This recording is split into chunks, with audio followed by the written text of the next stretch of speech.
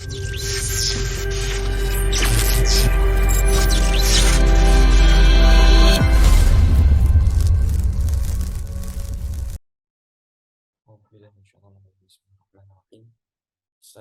warahmatullahi wabarakatuh.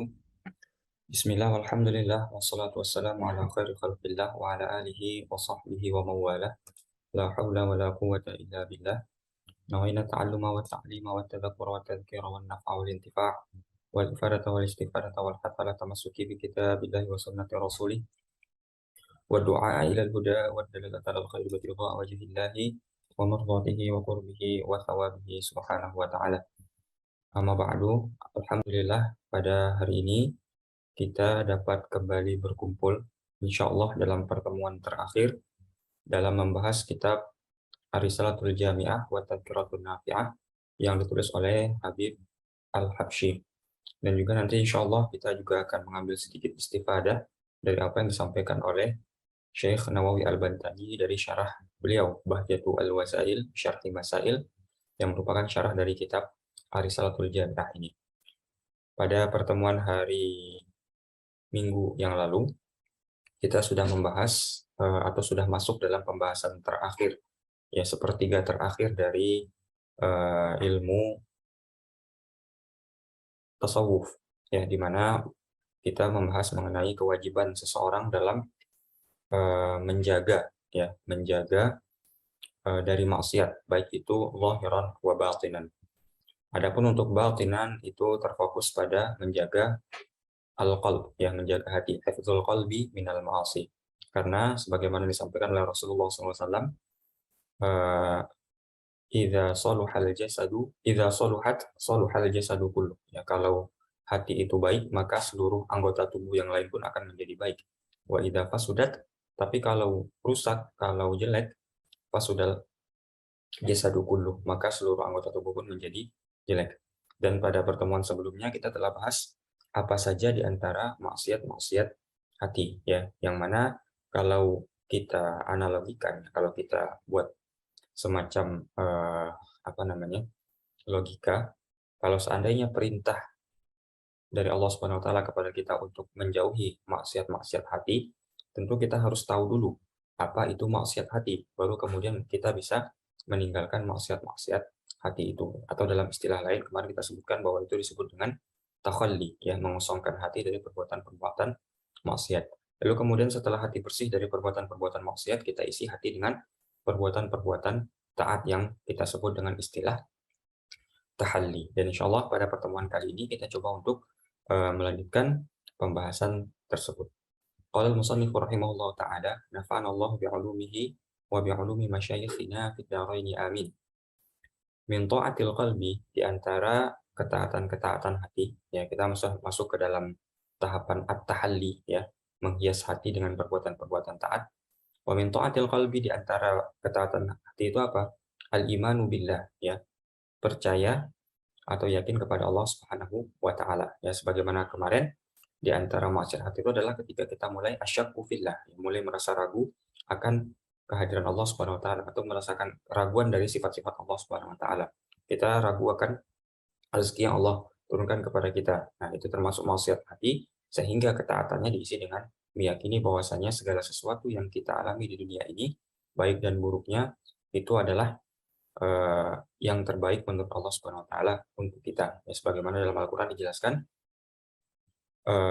kadang kita menduga bahwa sesuatu itu baik, ya, asa an takrahu syai'an wa huwa khairul lakum, tapi ternyata itu baik untuk kita, ya. Atau sebaliknya, wa asa an tuhibbu syai'an, terkadang kita menyangka bahwa sesuatu itu baik buat kita, ya, fa huwa syarrul lakum, sementara menurut ilmunya Allah itu buruk untuk kita. Maka sesuatu yang ada di dunia ini sebenarnya sudah direncanakan sedemikian rupa menentukan mana yang terbaik untuk kita, seperti itu. Yang kedua, wal yakin, ya, merasa yakin terhadap segala hal, yakin bahwasanya nanti akan ada hari pembalasan, ya. Karena kita kan belum melalui itu semua. Artinya ada kemungkinan-kemungkinan seperti itu, ya.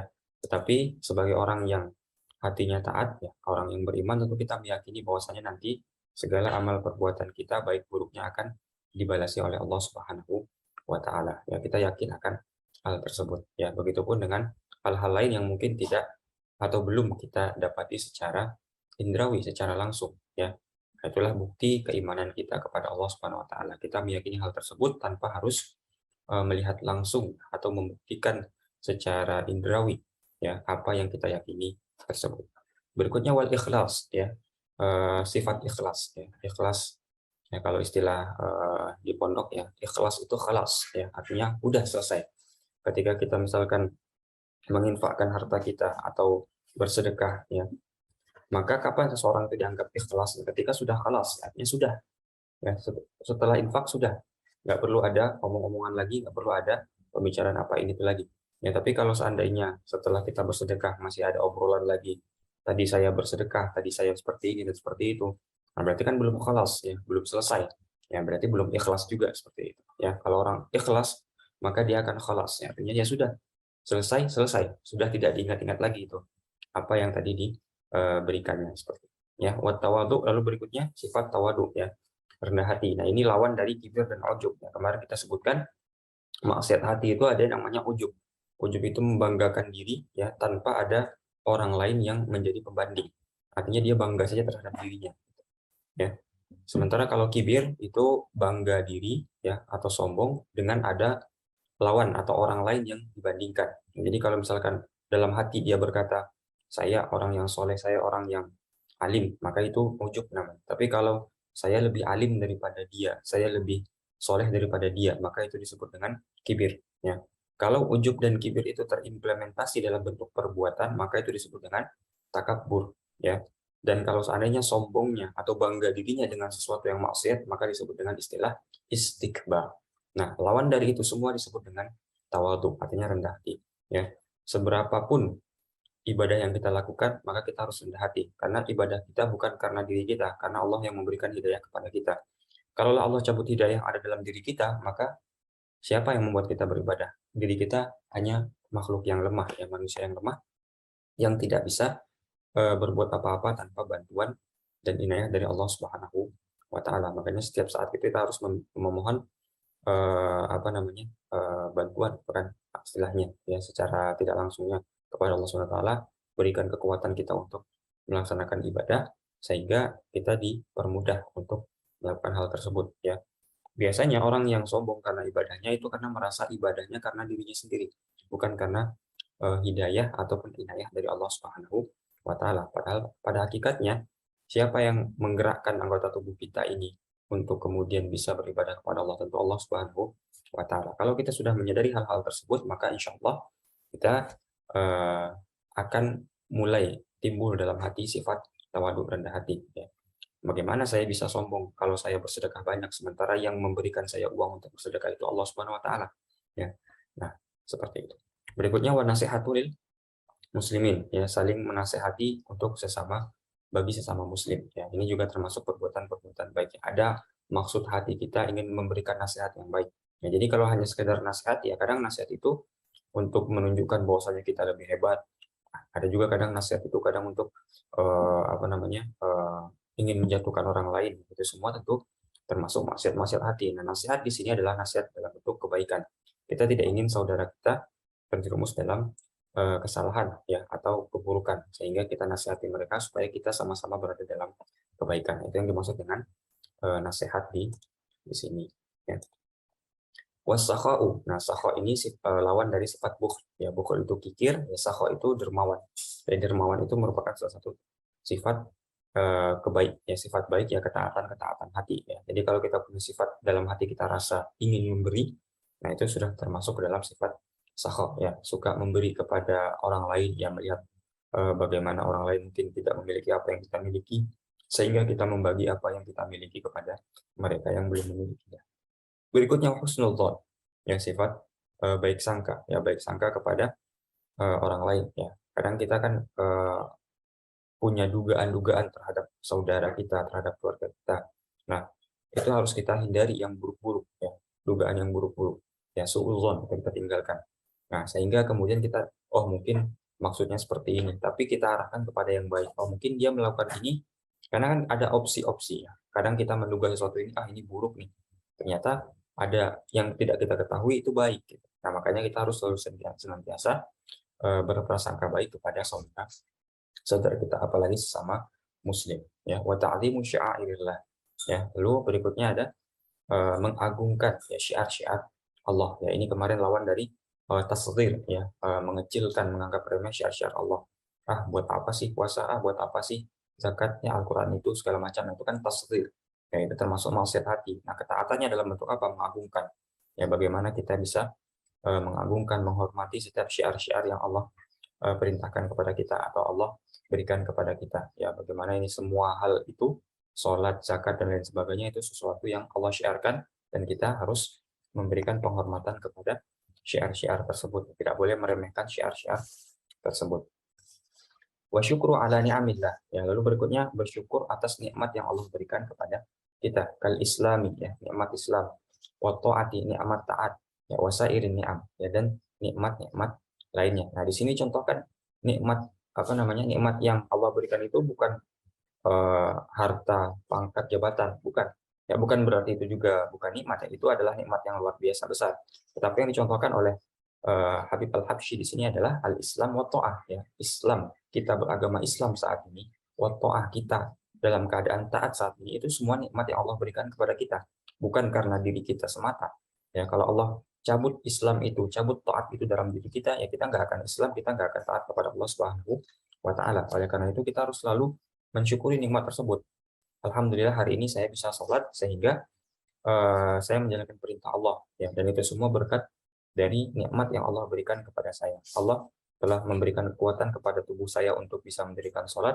Allah memberikan kemantapan dalam hati saya agar bisa beribadah, agar bisa sholat.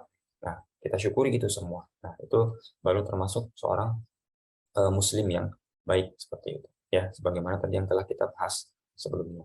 Wasobru alal bala, ya.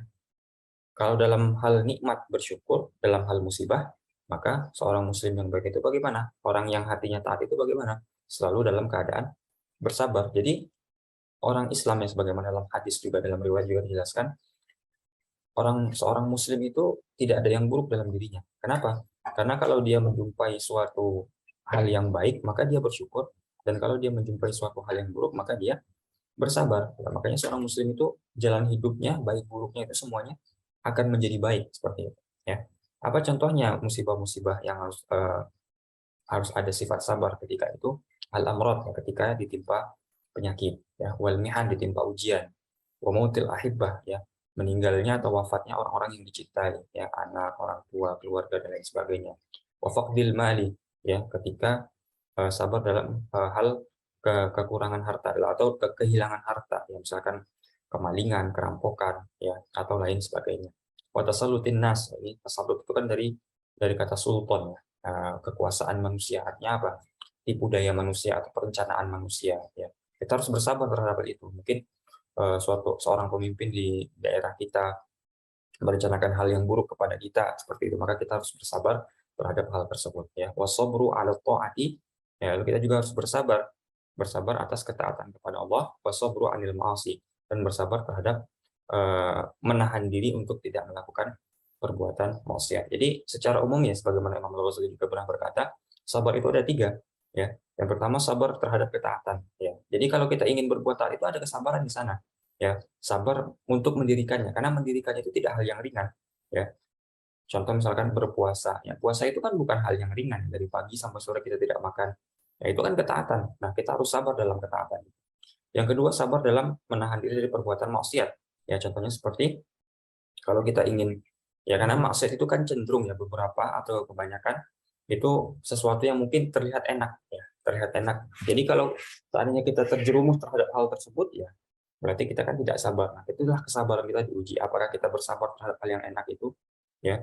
Apakah kita mampu menahan diri kita dari yang mungkin secara lahiriah enak, tapi mungkin secara batinnya tidak, karena akan mendapatkan siksa nanti di akhirat karena melakukan perbuatan dosa. Lalu yang ketiga disebut dengan sabar terhadap ujian, ya, atau cobaan yang Allah berikan kepada kita, seperti itu. Berikutnya sifat ketaatan hati, wasifatu birizki minallah, yang percaya dan yakin, ya, atas rezeki yang nanti Allah akan berikan kepada kita. Dalam riwayat disampaikan bahwasanya seseorang itu tidak akan mati, tidak akan wafat, ya, kecuali semua rezeki yang sudah menjadi jatahnya akan atau telah Allah berikan kepada dia. Artinya Allah itu telah mengatur rezeki kita sedemikian rupa. Nah, sampai semua rezeki itu turun kepada kita, maka kita tidak akan meninggal dunia. Makanya jangan khawatir dengan rezeki. Insya Allah semuanya Allah akan berikan kepada kita ya rezeki-rezeki tersebut. Ya, kita tidak perlu lagi merasa ragu apakah saya akan mendapatkan rezeki dari Allah lagi atau tidak segala macam. Itu tidak usah. Ya, itu justru hal yang buruk ya kita meragukan rezeki Allah Subhanahu Wa Taala. Yang kita harus yakini, yang penting kita usaha semaksimal mungkin dan yakin ya suatu saat insya Allah rezeki itu akan turun ya karena apa yang Allah berikan kepada kita itu ya diturunkan bukan sesuai dengan kehendak kita tetapi sesuai dengan kehendak Allah Subhanahu Wa Taala, bukan sesuai dengan apa yang menurut kita baik tetapi sesuai dengan apa yang menurut Allah Subhanahu Wa Taala baik ya. Mungkin menurut kita baiknya kalau kita punya harta 1 miliar misalkan, tapi kalau dalam ilmu Allah kalau kita diberikan 1 miliar kita akan sombong, kita akan meninggalkan perbuatan-perbuatan ibadah, kita nggak lagi berdoa kepada Allah, lalu kita jauh dari Allah, sehingga lebih baik bagi kita kalau diberikan hidup yang pas-pasan, sehingga kita selalu meminta kepada Allah, selalu berkomunikasi dengan Allah. Nah, itu kan ilmunya Allah, mungkin di luar dengan ilmunya kita yang menurut kita baik kalau kita dapat uang 1 miliar seperti itu. Nah, itu sesuatu yang di luar di luar dari apa yang ilmu kita, ya sehingga Allah pasti lebih tahu. Oleh karena itu segala yang ada dalam dunia ini semuanya sudah direncanakan sedemikian rupa yang terbaik untuk kita. Ya, wabughudud dunia ya tidak senang terhadap dunia. Ya. Dalam arti bukan berarti menghindari dunia secara penuh juga. Artinya dia tidak terlalu berlebihan terhadap mencintai dunia. Ya, lawannya kan hubbud dunia. Ya, hubbud dunia itu sesuatu yang tidak baik, ya, terlalu mencintai dunia. Maka yang baik apa? Tidak terlalu senang dengan dunia. Artinya dunia itu hanya secukupnya saja, seperlunya saja. Dunia bahkan dijadikan wasilah untuk mendapatkan akhirat. Seperti itu saja, tidak lebih daripada itu. Maka itu termasuk orang yang taat hatinya ya. Wa adawatun nafsi wa syaitan ya, memusuhi hawa nafsu dan syaitan ya. Kenapa kita harus memusuhi nafsu? Sebagaimana dalam pertemuan sebelumnya, inna nafsa la ammaratun bisu ya. Nafsu, hawa nafsu kita itu cenderung kepada sesuatu yang buruk ya. Maka kita harus lawan itu ya, karena nafsu ya cenderung kepada yang buruk. Maka kita harus lawan itu sebagai bentuk tahalli yang menghias hati dengan ketaatan ya. Begitupun dengan syaitan, tentu itu sudah jelas sekali ya. Wa mahabbatullahi wa rasulihi wa sahabatihi wa ahli baitihi wa tabi'ina was salihin. Termasuk ketaatan hati juga apa? Mencintai Allah, mencintai Rasulullah, mencintai sahabat-sahabat Rasulullah, ahli baitnya, wa tabi'in para pengikut-pengikutnya, was salihin dan orang-orang soleh. Ya, rasa cinta itu yang harus kita tumbuhkan. Bagaimana kita cinta kepada Rasulullah, bagaimana kita cinta kepada Allah Subhanahu Wa Taala, cinta kepada para sahabat, cinta kepada ahlul bait, cinta kepada para tabi'in dan para orang-orang soleh seperti itu. Waridho anillah ya, ridho terhadap apapun keputusan yang Allah berikan kepada kita. Ini juga sudah pengulangan dari apa yang kita sampaikan. Artinya kalau kita menyadari bahwasanya segala yang Allah berikan kepada kita itu baik dan kita yakin bahwasanya Allah itu telah memutuskan sesuatu yang baik untuk kita, maka pasti kita akan ridho terhadap segala keputusan. Segala kondisi hidup kita saat ini, pasti itu semua adalah yang terbaik buat kita, sehingga kita ridho akan hal tersebut. Ya, makanya ridho ini akan muncul kalau seandainya kita sudah melalui tahapan-tahapan yang tadi kita sebutkan. Wa tawakkulu alaihi, lalu setelah ridho, anggaplah dalam keadaan mungkin yang seadanya. Kita sudah ridho akan tersebut, maka kita juga akan tawakal kepada Allah kan. Ya sudah, saya serahkan kepada Allah Subhanahu Wa Taala bagaimana nanti yang terbaik untuk saya. Karena saya sudah berusaha saja sebagai manusia, apapun keputusannya pasti Allah yang lebih tahu. Allah akan memberikan yang terbaik. Maka saya serahkan semuanya kepada Allah Subhanahu Wa Taala, apa yang nanti akan Allah berikan kepada saya seperti itu. Nah, ini jadi semuanya berkait ya. Wa ghairi dzalika minal wajibatil qalbiyatil munjiyati, dan hal-hal lain yang merupakan kewajiban-kewajiban hati, ya, ketaatan-ketaatan hati yang sifatnya al-munjiyah, dapat menyelamatkan kita. Ya, kalau kemarin maksiat-maksiat hati yang sifatnya muhlikah, dapat menghancurkan diri kita.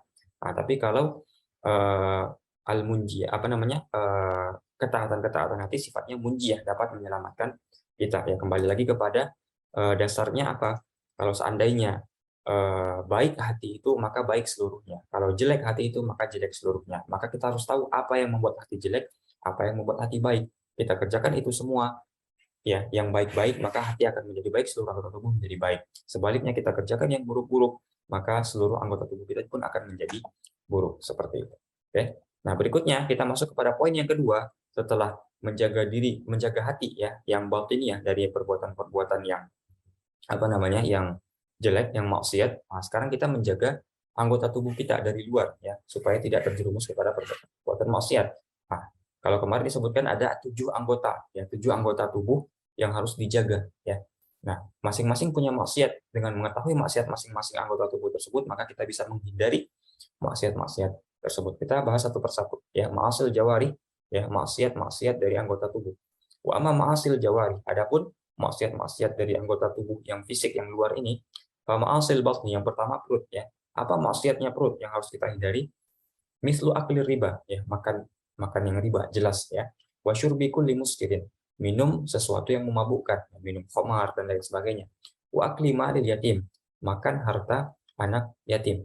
Wa kulli ma haramallahu minal ma'kulat wal masyrubat, lalu memakan, ya ini atofnya ke mal, ya. Wa akli kulli ma haramallahu, memakan segala yang Allah haramkan, baik itu bentuknya makanan maupun dalam bentuk minuman. Nah, semua itu merupakan maksiat-maksiat hati, ya.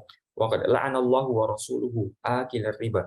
Sesungguhnya Allah telah melaknat, ya, Allah dan Rasulnya telah melaknat para pemakan riba, ya, orang yang makan riba.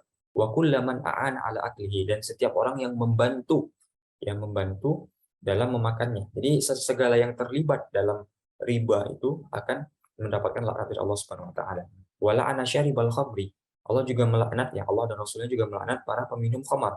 Wa kullaman a'ana ala syurbihi, dan setiap orang yang membantu dalam prosesnya, ya, termasuk hatal ba'i alaha, termasuk orang yang menjualnya. Orang yang menjual khamar, apakah dia minum khamar? Kan belum tentu.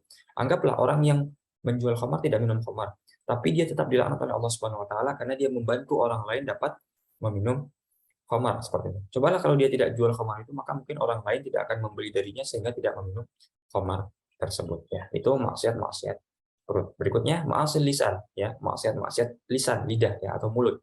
Wa ma'asil lisani katsiratun aidan, ya. Maksiatnya lisan itu banyak juga, ya. Di antaranya apa? Mislul ghibah, ya, berbuat ghibah. Apa itu ghibah? Wa hiya dzikruka akhaka, engkau menyebutkan saudaramu atau membicarakan saudaramu al-muslim yang sama-sama muslim bima yakrah, terhadap apa yang dia tidak suka. Wa in kunta shadiqan, sekalipun yang engkau sampaikan itu benar. Jadi kita membicarakan saudara kita sesama muslim di belakang dia, ya, dan dia tidak suka kalau seandainya kita bicarakan hal tersebut, ya, baikkah itu, burukkah itu, segala macam, maka itu disebut dengan riba, ya. Bayangkan kalau kita, ya, pasti kita memiliki sesuatu yang sifatnya privasi, tidak ingin orang lain tahu, ya. Bagaimana kalau sesuatu privasi itu diceritakan oleh saudara kita kepada orang lain, sementara kita tidak ingin sesuatu itu orang lain bisa tahu? Tentu kita akan sedih. Nah, bayangkan seperti itu, ya. Jadi bagaimana caranya kita supaya bisa menghindari perbuatan maksiat itu? Bayangkan kalau kita yang dalam posisi itu, ya. Suka nggak kita? Kalau kita nggak suka, maka jangan lakukan hal tersebut kepada orang lain, ya. Itulah riba, ya, dosanya riba, ya. Jangan melakukan riba karena itu merupakan maksiat-maksiat dari lisan, ya. Berikutnya wan namimah. Wan namimah ini menebar kebencian, menebar fitnah yang nanti menjurus kepada adu domba, gitu ya. Jadi kalau kita, wah, si fulan itu kemarin membicarakan kamu ini itu segala macam, benar buruk segala benar atau tidak segala macam, itu tidak urusan, yang penting kalau nanti unsurnya dapat mengadu domba sesama muslim, maka itu disebut dengan namimah, itu buruk, ya. Sekalipun yang disampaikan itu benar, ya. Anggaplah misalkan contoh, kita tidak sengaja menyampaikan kepada saudara kita tentang si fulan, dan itu benar, oke. Lalu si fulan ini yang tadi kita cerita kepada dia ngadu kepada orang yang diceritakan tadi, ya. Meskipun itu benar, apakah sebaiknya dia ceritakan? Tidak, dia harus lihat. Kalau seandainya dia ceritakan akan menimbulkan permusuhan, adu domba antara kita dengan orang yang diceritakan tadi, maka sebaiknya disimpan saja meskipun itu benar. Jadi kita ini harus bersikap dewasa juga. Kalau sesuatu yang kita akan ceritakan kepada orang lain tentang seseorang yang lain, tentang saudara kita, dapat membuat mereka bermusuhan, ya, artinya kita mengadu domba mereka, sebaiknya kita tahan saja, kita simpan saja. Ya, itu lebih baik dibandingkan kita mengadu domba mereka. Seperti itu, ya. Wal kadhib, ya jelas, ya, berdusta itu termasuk maksiat lisan. Wasyatmi wasubbi, ya, wasabbi, mencela, ya, atau menjelek-jelekkan saudara kita, ya, mencela dengan nama apapun, ya, dengan gelar yang tidak dia senangi, seperti itu. Walaan, yang apalagi sampai melaknat saudara kita, ya, wa ghairiha, dan maksiat-maksiat lisan lainnya. Nah, ini yang harus kita jauhi, ya. Lisan kita jauhi, mulut kita jauhi, jangan melakukan hal-hal yang semacam ini. Ma'asil aini, lalu berikutnya mata, ya. Apa maksiat-maksiat mata? Wa ma'asil aini mithlun nadhari ila nisa'il ajnabiyyat. Ya, ini bagi laki-laki melihat kepada perempuan asing, ya, yang lawan jenis, ya. Atau kalau bagi perempuan yang melihat laki-laki, intinya melihat lawan jenisnya. Seseorang yang bukan mahram kita, lawan jenis, lalu kita memandanginya, ya, apalagi kalau mengandung unsur syahwat dan lain sebagainya. Itu termasuk maksiat-maksiat mata, ya. Mata ini termasuk salah satu maksiat yang sulit diketahui oleh manusia. Oke, kalau maksiat tangan itu bisa dilihat, ya, lihat saja tangannya lagi apa. Tapi kalau mata kan tidak bisa, siapa yang tahu eh, mata itu sedang bermaksiat, kan sulit diketahui karena mata ini kan apa yang kita lihat tidak bisa dilihat oleh orang lain, gitu kan. Sehingga kalau kita memandang sesuatu yang maksiat pun orang lain belum tentu tahu, gitu. Makanya maksiat mata ini agak sulit diketahui oleh manusia. Nah, sehingga yang tahu kan hanya Allah, ya. Ya'lamu kha'inatal a'yuni wa ma tukhfis sudur. Ya. Mata yang berkhianat, ya, mata yang sedang berbuat maksiat, ya Allah tahu itu semua. Ya. Nah, makanya kita harus menjaga pandangan kita seperti itu. Wa nazaril aurat, ya, melihat aurat lawan jenis tentunya, ya. Wa nazari bil istihqar ilal muslim, ya, memandang sesama muslim dengan pandangan rendah, ya, dalam arti, dia mah orangnya muslim amatiran, dia mah masih level nilai ibadahnya masih di bawah saya. Itu memandang seorang muslim dengan mata rendah, ya. Kembali lagi, kenapa hal semacam itu bisa terjadi? Karena menganggap semua yang dilakukan itu murni karena dia, bukan ada bantuan dari Allah Subhanahu wa taala. Allah dapat membalikkan segala keadaan, gitu kan. Dapat membuat hatinya kemudian menjadi jatuh. Jadi kadang, apakah orang yang maksiatnya luar biasa, taatnya luar biasa, otomatis dia di sisi Allah lebih dekat? Belum tentu. Kadang secara lahiriah dia lebih baik, tapi secara batinnya dia lebih buruk, ya. Begitupun sebaliknya, ada orang yang sholat saja, zakat biasa-biasa saja, nggak terlalu berlebihan, tapi hatinya baik. Mungkin itu saja, itu yang lebih dekat kepada Allah Subhanahu wa taala. Makanya kita harus menjaga lahiriah dan batinnya sekaligus, ya. Wa nadhari fi baitil ghairi bighairi idhnihi, termasuk maksiat mata juga kita melihat isi dalam rumah orang tanpa izinnya. Karena masuk rumah itu harus ada izinnya, ya. Ini diceritakan dalam surat An-Nur, ya. Bahkan kalau orang lain itu belum izin, ya, untuk masuk ke dalam rumah, jangan sampai kita masuk ke dalam rumahnya, gitu ya. Ya, melihat pun begitu juga, ya. Kalau seandainya kita mau bertamu, mereka belum izinkan kita untuk melihat saja, gitu ya, melihat isi rumahnya, maka jangan izinkan.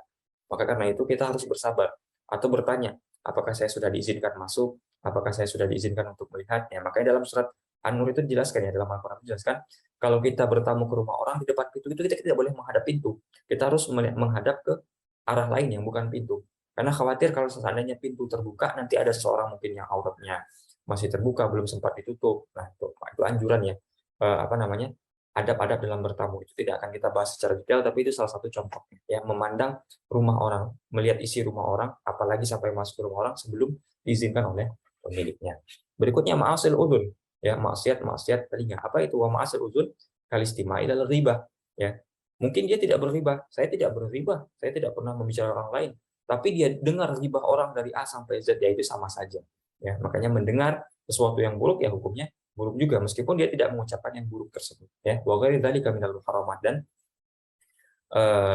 maksiat-maksiat telinga lainnya yang diharamkan oleh Allah Subhanahu wa taala. Berikutnya ma'asil yad, ya, maksiatnya tangan apa? Wa ma'asil yad katatfif fil kaili wal wazn, ya, berbuat curang, ya, dalam menimbang, ya, fil kail wal wazn ini dalam istilah fikih muamalah nanti beda, ya. Al kail wal wazn, ya, salah, kail itu nanti ukuran volume, ya, kalau wazn itu berat, ya, mengurangi. Karena kan ada yang ditakar, ada yang ditimbang, ya kan? Ya, kail itu ditakar, wazn itu ditimbang. Misalkan beras, ya, ada beras itu kan yang ditimbang pakai kilogram, ada yang ditakar pakai volume, ya, pakai liter, seperti itu. Nah, itu bedanya. Tapi itu nanti dibahas dalam fikih muamalah. Yang penting apa maksiatnya itu? Kalau orang itu curang, mengurang-urangi timbangan, ya, mengurang-urangi takaran, ya, harusnya belum, tapi sudah dikurang-kurangi. Ini para pedagang hati-hati kalau seandainya menimbang, ya.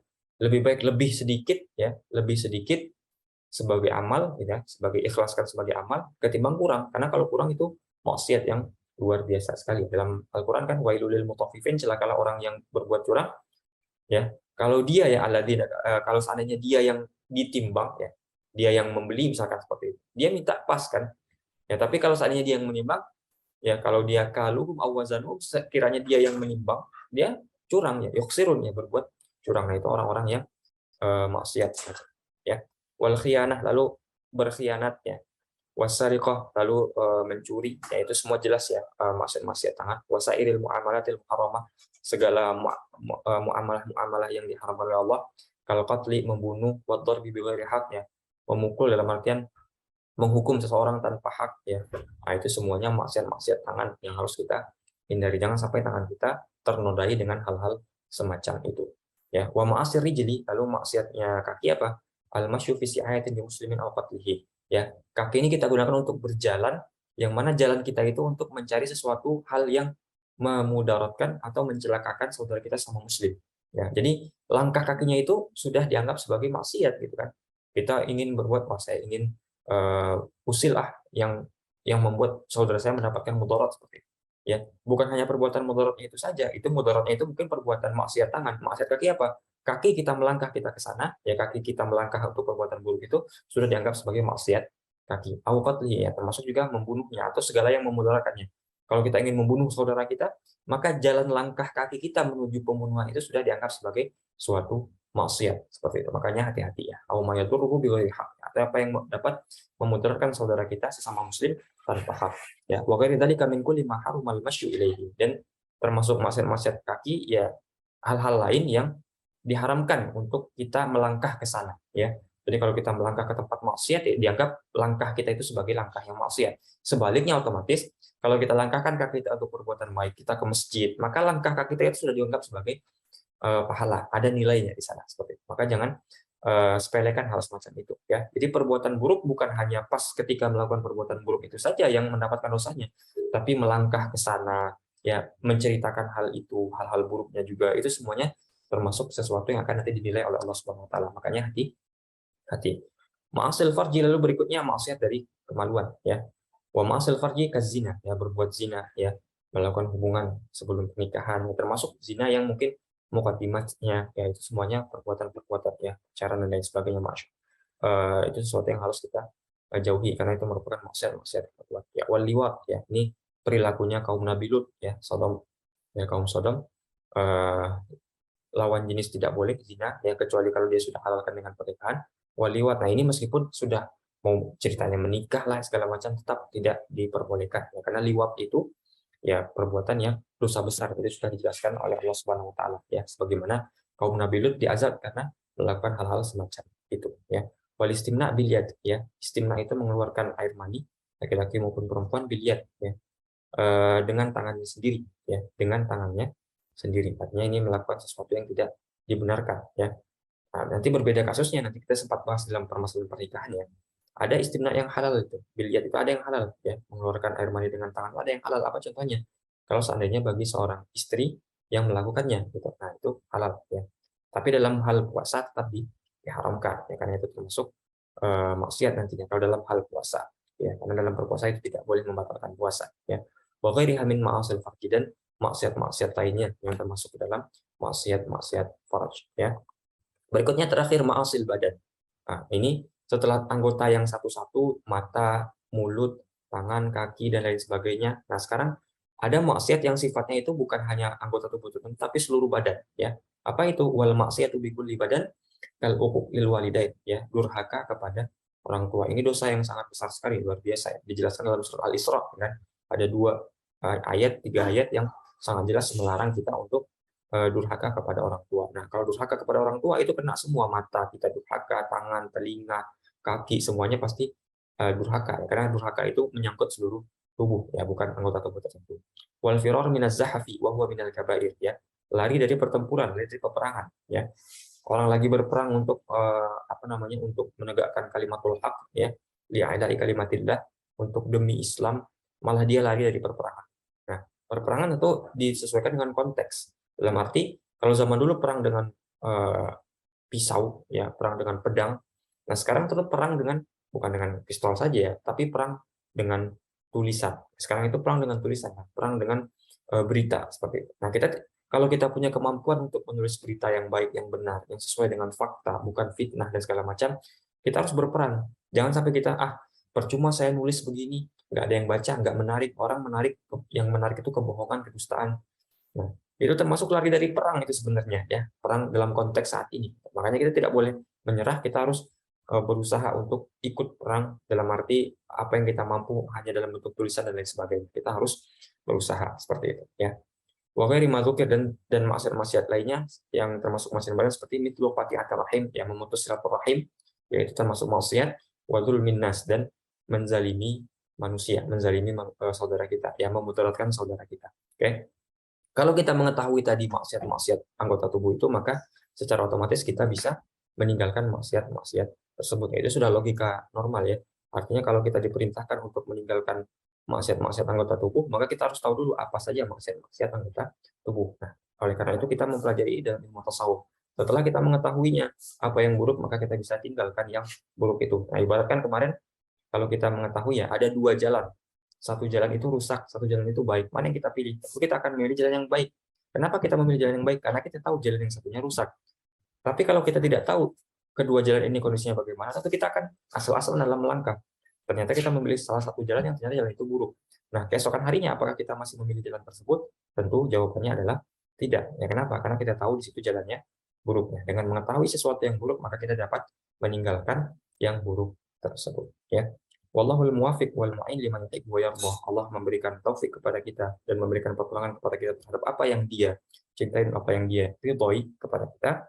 Wassallallahu ala sayyidina Muhammadin wa alihi washabbihi wasallam. Wallahu a'lam. Ya, demikian pembahasan kita seputar kitab Ar-Risalatul Jami'ah wa Tadhkiratul Nafi'ah. Maka dengan ini kita telah mengkhatamkan kitab ini dari beberapa pertemuan sebelumnya. Insya Allah kitab ini sangat memberikan wawasan yang baru kepada kita ya, sebagai dasar kita melangkah ke kitab-kitab berikutnya. Bukan berarti dengan khatam kitab ini lantas kita sudah selesai dalam belajar, belum. Ini baru tangga yang pertama. Masih ada ratusan tangga berikutnya yang harus kita tapaki. Setidaknya dengan mengetahui hal ini kita dapat wawasan baru, dapat ilmu baru yang pasti ya. Meskipun level 1 ini ternyata banyak ya hal-hal dasar yang masih belum kita ketahui dan kita dapati dari kitab ini. Oleh karena itu kita sangat bersyukur sekali kita bisa mengkhatamkan kitab ini.